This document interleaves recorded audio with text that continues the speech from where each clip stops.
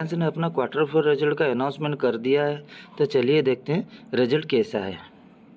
तो कंपनी ने छः रुपये का एक डिविडेंड भी डिक्लेयर किया है। 6 रुपये का डिविडेंड डिक्लेयर किया है।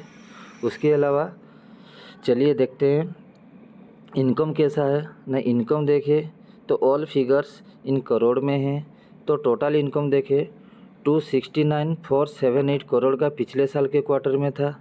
और पिछले क्वार्टर में कितना था 274,410 का पिछले क्वार्टर का था। अभी कितना हो गया 303,068 करोड़ का प्रॉफिट इस क्वार्टर में हो गया। तो अभी तो प्रॉफिट तो हम देख लिए। चलिए देखते हैं कि कंपनी का खर्चा कितना, एक्सपेंस कितना हुआ है। तो एक्सपेंस देखें तो पिछले साल क्वार्टर में कितना एक्सपेंस था। तो पिछले साल क्वार्टर में था उसका टोटल एक्सपेंस था कितना 2,40,00,000 का टोटल था खर्चा। और पिछले क्वार्टर में था 2,44 करोड़ का 44,713 रुपये का था। अभी कितना 2,75,873 रुपये का खर्चा। तो कंपनी ने खर्चा बहुत ज़्यादा किया है, जैसे कि साल दर साल भी बढ़ा हुआ है और क्वार्टर ऑन क्वार्टर भी बढ़ा हुआ है। अगर खर्चा बढ़ा हुआ है तो प्रॉफिट में भी कम है। तो नेट प्रॉफिट चलिए देख लेते हैं नेट प्रॉफिट कितना हो रहा है आफ्टर टैक्स के बाद कितना प्रॉफिट कंपनी ने अर्न किया है। तो टोटल टैक्स के बाद अगर हम प्रॉफिट देखें तो कितना आ रहा है ना। टोटल प्रॉफिट आ रहा है पिछले साल के क्वार्टर में था 22,434 करोड़ का था। और पिछले क्वार्टर में कितना था 22,167 करोड़ का।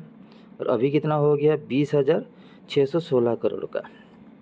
तो देखिए तो साल दर साल प्रॉफिट कम हुआ है और क्वार्टर ऑन क्वार्टर भी कम हुआ है। तो रेवेन्यू तो वहाँ पे बढ़ा हुआ है लेकिन प्रॉफिट घटा है। तो चलिए देखते हैं। तो सब कुछ काट कूट के जितना भी बच रहा है तो कंपनी को, जैसे कि net profit attributable to company owner को कितना मिल रहा है, कंपनी को कितना, ओनर को कितना मिल रहा है, ये एक्चुअल प्रॉफिट है जो ओनर को मिलता है। सब कुछ घटाने के बाद, जैसे टैक्स हो गया, उसका एक्सपेंस हो गया, सब कुछ घटाने के बाद कितना मिल रहा है। तो देखो पिछले साल के क्वार्टर में कंपनी के ओनर को मिलता कितना मिल रहा था 19,407 करोड़ मिल रहा था। और पिछले क्वार्टर में कितना 18,645 करोड़ का। और अभी कितना मिल रहा है 16,971 करोड़। ये तो एक्चुअल का प्रॉफिट है, जिसकी वजह से ये प्रॉफिट घटा है, क्योंकि खर्चा बढ़ा हुआ है तो प्रॉफिट भी कम हुआ है। तो चलिए देखते हैं उसका अर्निंग पर शेयर भी कितना रहता है। तो अर्निंग पर शेयर देखें तो वो भी जैसे ऑब्वियसली है, अगर प्रॉफिट घटा है तो अर्निंग पर शेयर भी वो कम होगा। तो जैसे देखिए पिछले साल का क्वार्टर का था कितना 14.34, अभी पिछले क्वार्टर में था 13.78, अभी हो गया 12.54 का EBITDA हो गया। तो ये भी कम हुआ है। तो चलिए देखते हैं उसका सेगमेंट वाइज कैसे प्रॉफिट हुआ है। तो सेगमेंट वाइज देखिए रिलायंस का बहुत सारा सेगमेंट होता है, जैसे O2C oil to chemical, oil to gas, retail, digital service, other. तो ऑयल टू केमिकल, जैसे ऑयल टू केमिकल कितना हो गया ना रेवेन्यू ना 1,64,613 रुपये का।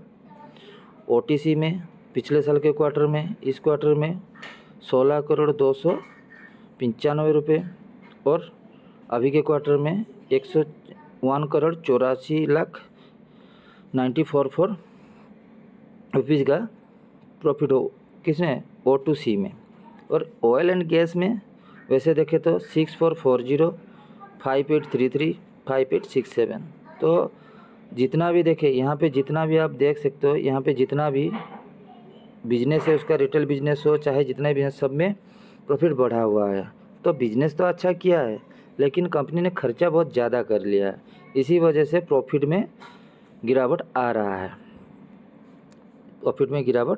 तो जैसे मार्केट का एस्टीमेट देखे तो मार्केट जो होप लगा के बैठा था, तो रेवेन्यू में तो उसने बीट कर लिया, मार्केट को रेवेन्यू में बीट कर लिया। जैसे हम देखें रेवेन्यू में तो बीट कर लिया है, लेकिन अगर देखा जाए तो नेट प्रॉफिट, जैसे पैट बोलते हैं, नेट प्रॉफिट में तो मिस किया है।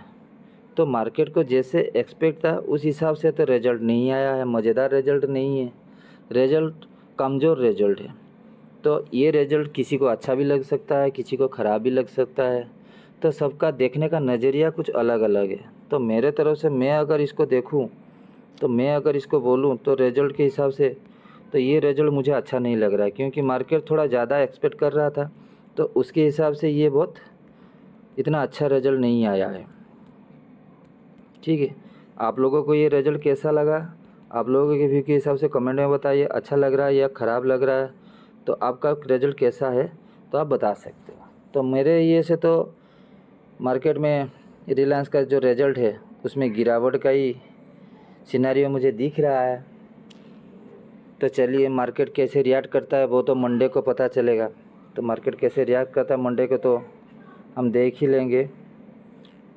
ठीक है, तो चलिए मिलते हैं नेक्स्ट वीडियो में। अगर वीडियो आप लोगों को अच्छा लग रहा है तो वीडियो को लाइक कर दीजिएगा, और चैनल में नया हैं तो सब्सक्राइब कर दीजिएगा, क्योंकि आप ही लोगों के सपोर्ट की वजह से हम आगे जा सकते हैं, अच्छे अच्छे वीडियो भी ला सकते हैं। तो इतना रिक्वेस्ट है, अगर चैनल में नए हो तो चैनल को सब्सक्राइब कर दीजिएगा।